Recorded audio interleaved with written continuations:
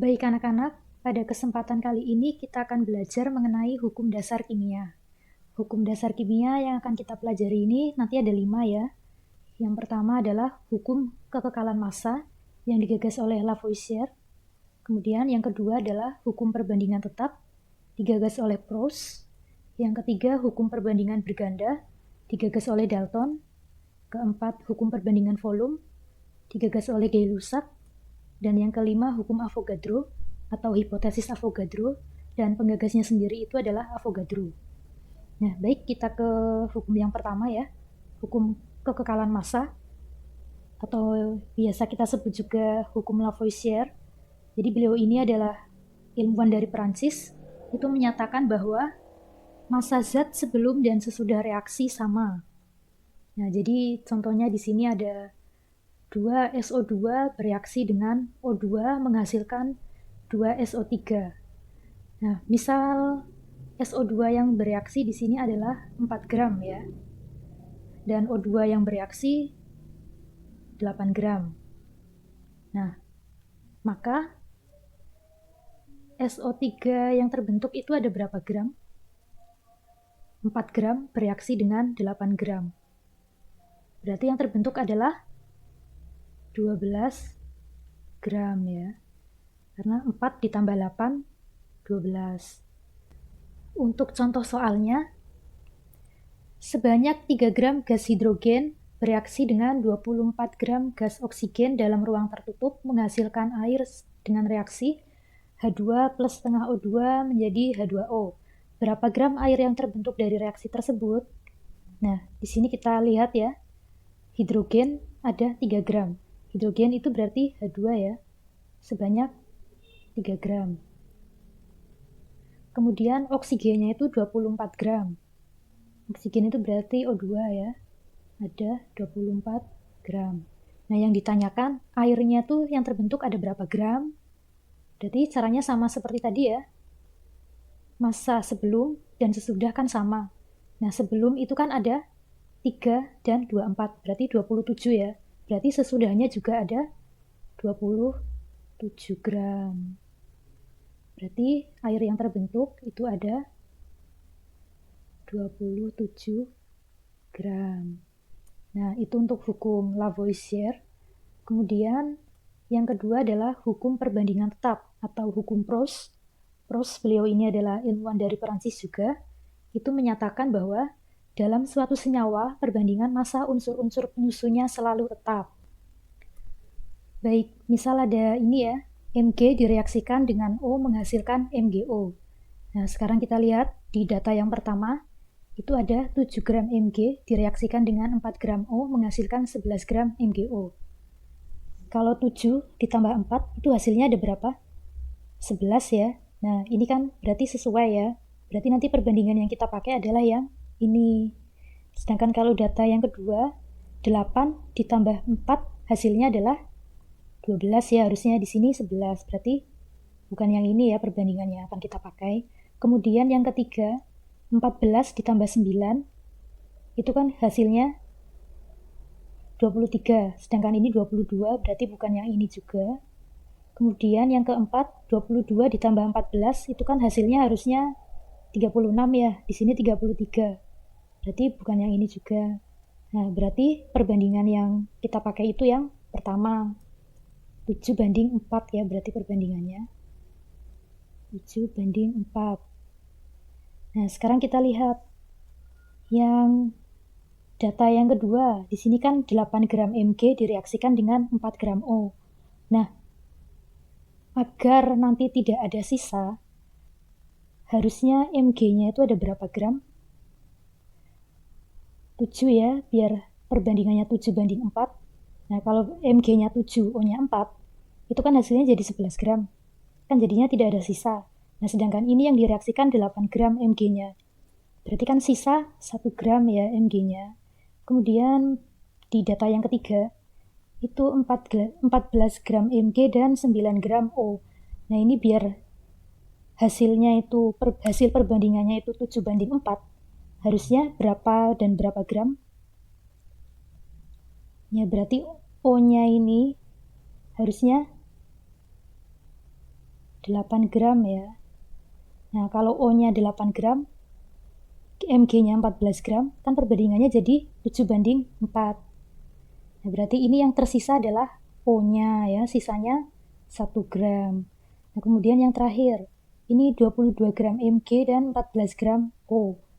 Agar perbandingannya menjadi 7:4, berarti harusnya berapa dengan berapa biar tidak ada sisa? Ya, berarti ini harusnya 21 ya. Ini 21, ini harusnya 12. Ya tidak. Kalau 21:12, itu kan kalau disederhanakan jadinya 7:4. Berarti ini yang sisa itu Mg dan O. Mg-nya itu berarti ada 1 gram ya sisanya. Kemudian yang O, sisanya 2 gram. Nah, untuk contoh soalnya, di sini besi dapat bereaksi dengan belerang membentuk besi 3 sulfida dengan perbandingan massa sebagai berikut. Ini ya, ada 4 data. Kemudian berdasarkan data tersebut, tentukan perbandingan massa Fe dan S dalam senyawa. Oke, sekarang kita lihat. Untuk data yang pertama, 9 ditambah 10 itu berapa? 19 ya, sedangkan di sini 15. Berarti bukan ini ya yang kita pakai.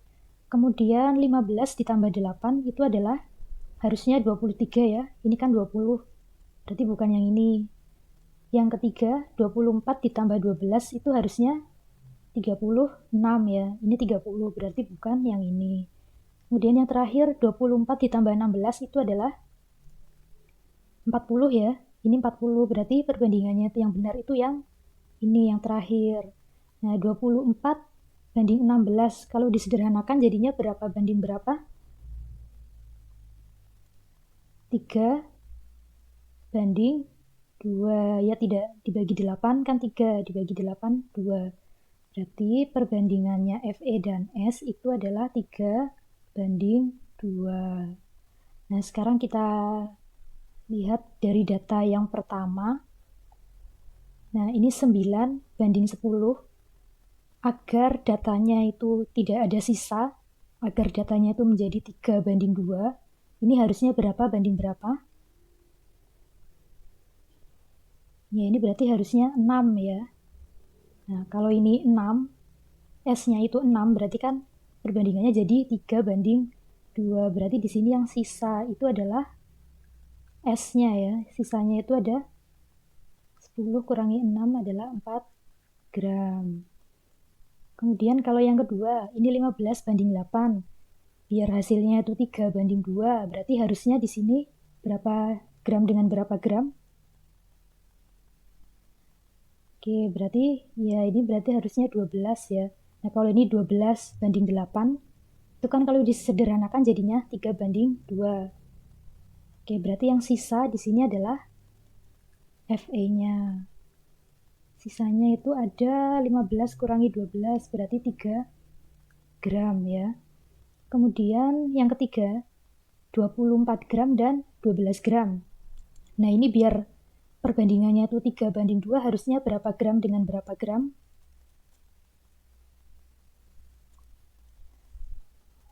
Ya, berarti di sini harusnya 18 ya. 18:12. Itu kalau disederhanakan kan jadinya 3:2.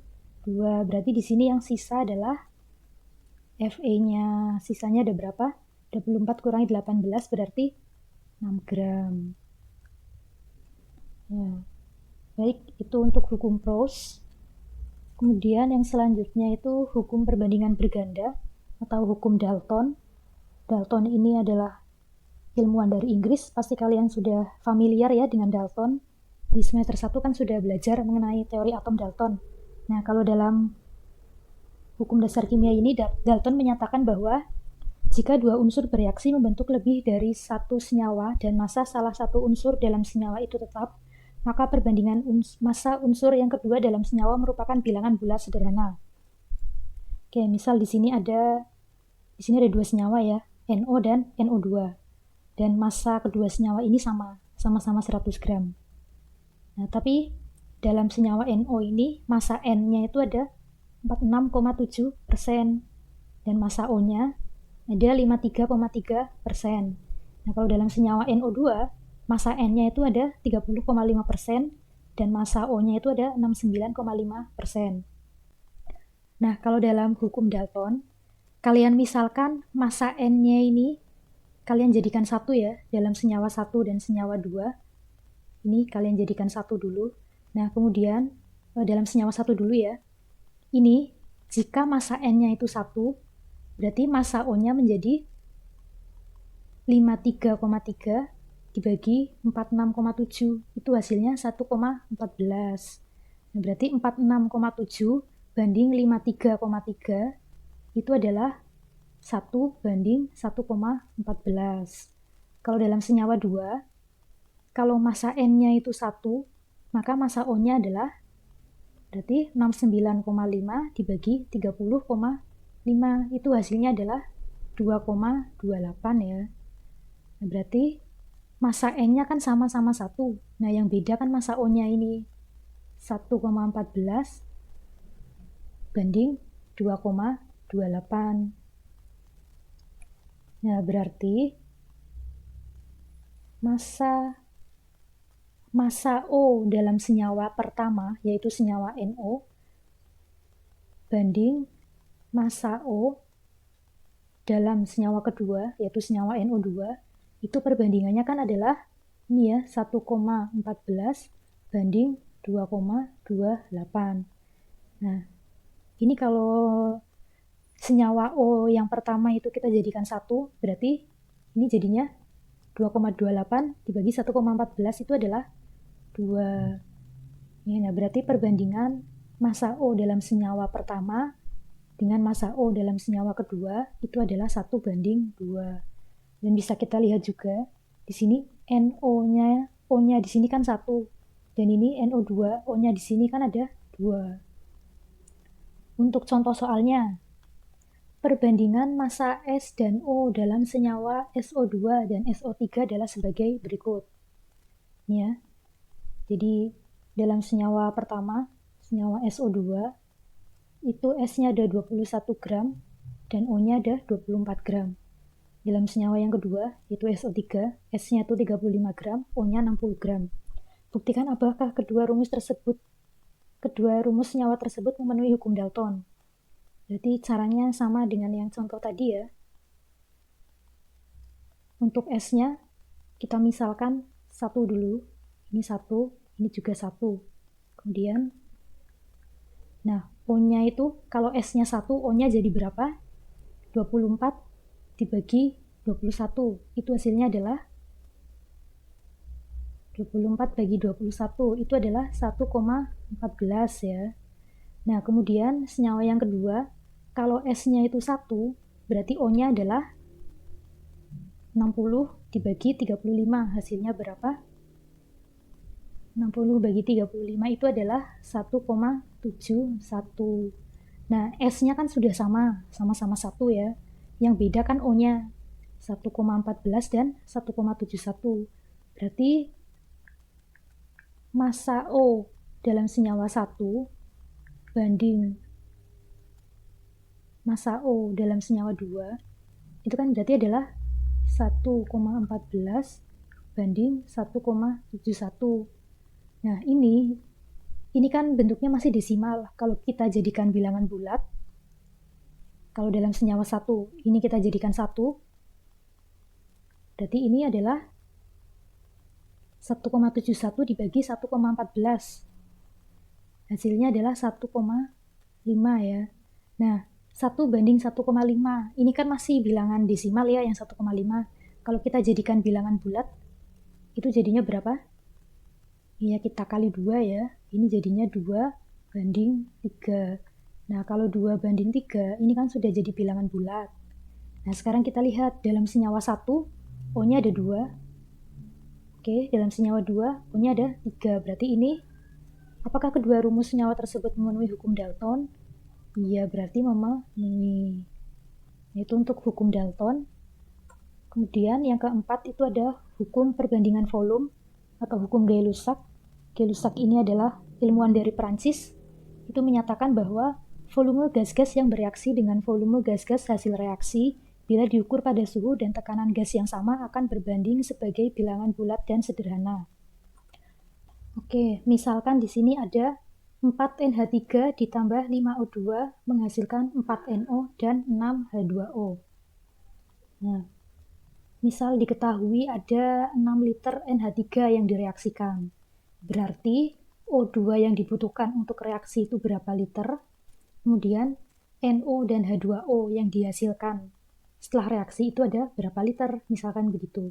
Nah, ingat-ingat ya, kalau dalam hukum perbandingan volume, itu kan jika dalam suhu dan tekanan gas yang sama, volumenya itu kan akan sebanding. Berarti cara pengerjaannya itu kita pakai rumus perbandingan. Caranya, kita lihat koefisiennya O2. Kita cari O2-nya dulu ya. Berarti kita lihat koefisiennya O2 itu kan 5. Berarti 5. Kemudian yang diketahui itu kan ini NH3.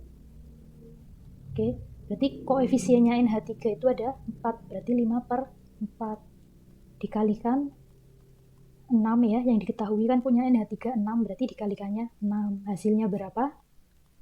Ini berarti 2. 5 kali 3 itu kan 15, dibagi 2 berarti 7,5 ya liter. Itu untuk O2-nya. Kemudian yang NO, caranya itu sama. Koefisiennya NO itu berapa? 4 ya. Per koefisiennya NH3 berarti 4 dikali yang diketahui adalah 6, berarti sama dengan 4 bagi 4 kan 1 kali 6 itu berarti tetap ya 6 liter. Nah, kemudian yang H2O caranya juga sama, koefisiennya H2O itu ada 6 ya, berarti 6 per koefisiennya NH3 kan 4, berarti 6/4 dikali yang diketahui itu adalah 6, berarti kali 6 sama dengan ini kan berarti 2, ini 3. 6 kali 3 berarti 18, dibagi 2 berarti 9 liter. Nah, berarti volume O2 yang dibutuhkan itu adalah 7,5 liter. Volume NO yang dihasilkan adalah 6 liter. Dan volume H2O yang dihasilkan adalah 9 liter. Untuk contoh soalnya di sini sebanyak 2 liter gas propana bereaksi dengan gas oksigen menghasilkan karbon dioksida dan air sesuai persamaan reaksi berikut. C3H8 itu adalah propana ya, ditambah O2 oksigen menghasilkan CO2 itu karbon dioksida, air itu H2O. Nah, ya pertanyaan yang A, berapa liter gas oksigen yang diperlukan? Kemudian yang B, berapa liter gas karbon dioksida dan air yang terbentuk? Nah, di sini yang diketahui itu adalah propana ya. Propananya ada 2 liter. Propana itu adalah C3H8. C3H8-nya di sini ada 2 liter. Kemudian O2-nya itu ada berapa liter, CO2-nya berapa liter, H2O-nya berapa liter. Nah, kalau dalam perhitungan kimia, itu kalian harus teliti. Kalau kalian menemukan persamaan reaksi seperti ini, itu kalian harus lihat dulu persamaan reaksinya itu sudah setara atau belum. Kalau sudah setara berarti tidak perlu disetarakan lagi, tapi kalau belum setara harus kalian setarakan. Nah, sekarang kita lihat ya. Minggu kemarin kan kalian sudah belajar mengenai penyetaraan reaksi. Ya, jadi atom yang ada di sebelah kiri itu harus sama dengan yang ada di sebelah kanan. Oke, sekarang kita lihat yang di sebelah kiri itu C-nya ada 3 dan di sebelah kanan ada 1. Oh, berarti ini harus kita kalikan 3 ya yang di sebelah kanan. Nah, ini kan berarti C-nya sama-sama 3. Kemudian H-nya yang di sebelah kiri itu ada 8, yang di sebelah kanan ada 2. Berarti yang di sebelah kanan harus kita kalikan 4. Kemudian O-nya yang di sebelah kiri itu ada 2, dan yang di sebelah kanan ada 3 kali 2 itu 6, ditambah 4 berarti 10. Berarti biar sama-sama 10, yang di sebelah kiri kita kalikan 5 ya. Oke, nah kalau seperti ini kan sudah setara. Kalau sudah setara baru kita hitung volume oksigennya ada berapa. Caranya seperti yang contoh tadi ya. Di sini kan koefisiennya oksigen ada 5. Berarti kita tulis 5 dulu. Dengan cara perbandingan. Koefisiennya C3H8 kan yang diketahui. Volumenya kan C3H8. Berarti koefisiennya C3H8 itu ada. Kalau tidak ada di sini berarti ini artinya 1 ya koefisiennya. Berarti 5/1 kali volume yang diketahui, volumenya itu ada 2, berarti 5/1 kali 2 berarti 10. Kemudian CO2-nya koefisiennya kan 3. 3 per koefisiennya C3H8 1 ya. 3 per 1 kali yang diketahui volumenya 2, berarti 3 per 1 kali 2 adalah 6 liter. Kemudian koefisiennya H2O kan ada 4. Koefisiennya C3H8 1. Volumenya yang diketahui 2, berarti dikali 2 sama dengan 8 liter. Jadi volume oksigen yang dibutuhkan adalah 10 liter ya. Kemudian karbon dioksigennya itu adalah 6 liter. Airnya adalah 8 liter. Nah, itu untuk hukum Gay-Lussac atau perbandingan volume. Kemudian yang kelima ada hukum Avogadro atau hipotesis Avogadro. Beliau ini adalah ilmuwan dari Prancis, itu menyatakan bahwa gas-gas dalam volume yang sama akan mempunyai jumlah molekul yang sama jika diukur pada suhu dan tekanan yang sama. Nah, misal di sini ada C2H4 ditambah O2 menghasilkan CO2 dan H2O. Nah, ini kan ada persamaan reaksi ya. Kalau kalian menemukan persamaan reaksi, ingat-ingat ya, harus disetarakan dulu kalau belum setara. Nah, kalau ini sudah setara atau belum? Belum ya. Kalau belum, kita setarakan dulu. Oke, jadi ini di sebelah kiri C-nya ada 2. Kemudian di sebelah kanan C-nya baru ada 1. Berarti yang di sebelah kanan ini kita kalikan 2 ya, biar sama-sama 2. Oke, berarti di sini 2. Kemudian H-nya di sebelah kiri ada 4. Di sebelah kanan baru 2. Berarti kita kalikan 2 ya yang di sebelah kanan. Berarti di sini 2. Kemudian O-nya di sebelah kiri itu ada 2. O-nya di sebelah kanan ada 2 kali 2 itu 4, ditambah 2 berarti 6. Jadi biar sama-sama 6, yang di sebelah kiri kita kalikan 3. Nah, kalau seperti ini berarti senyawanya persamaannya sudah setara ya. Nah, kalau sudah setara baru bisa kita hitung nanti.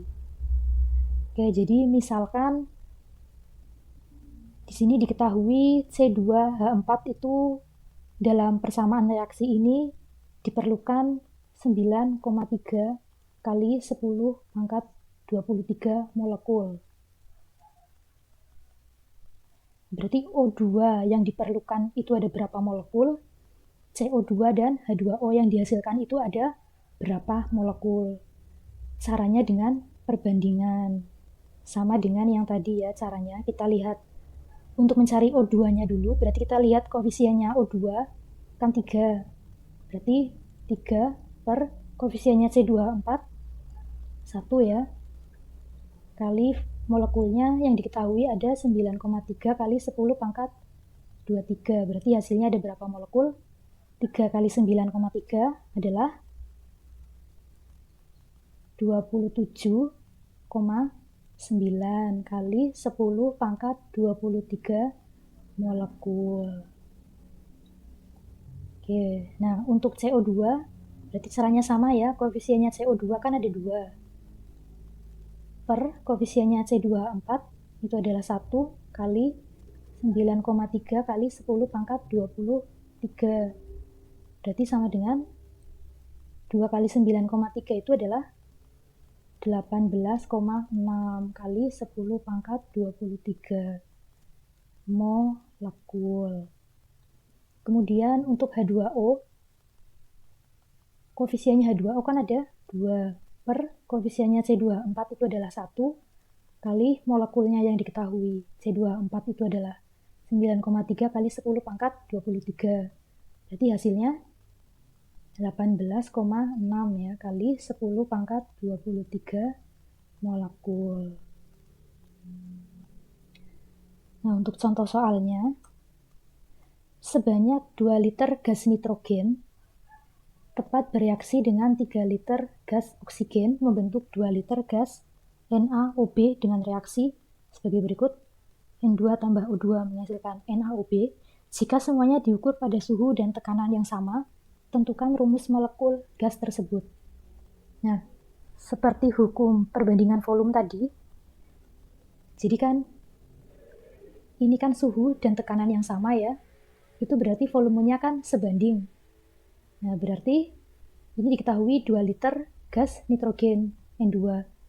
Berarti koefisiennya di sini adalah 2. Kemudian oksigennya ada 3.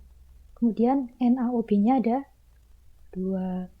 Nah, yang ditanyakan rumus NaOB itu harusnya apa? Berarti kan kita cari A-nya itu berapa, B-nya itu berapa ya. Oke, berarti caranya kan sama ya, seperti penyetaraan reaksi. Atom di sebelah kiri harus sama dengan atom yang ada di sebelah kanan jumlahnya. Kita lihat kalau di sebelah kiri N-nya itu berarti ada 2 kali 2 berarti ada 4 ya. Kemudian O-nya ada 3 kali 2 berarti ada 6. Nah, berarti di sini Na itu berarti nilainya berapa? B-nya itu berapa? Nah, N-nya kan ada 4, di sini sudah ada 2. Berarti A-nya itu nilai A harusnya adalah 2 ya. Nah, kalau 2 kali 2 kan 4. Kemudian nilai B-nya itu adalah berapa biar hasilnya 6? Ya, B-nya itu adalah 3. Ya, tidak. Nah, berarti senyawanya itu adalah senyawa N2O3. Kalau N2O3 kita coba ya. 2 kali 2 kan berarti 4. Sama ya. 2 kali 3, 6. Udah sama. Jadi ini senyawanya. Itu untuk hukum Avogadro. Nah, baik. Sekian dulu untuk materi kali ini. Jika ada salah saya mohon maaf. Terima kasih.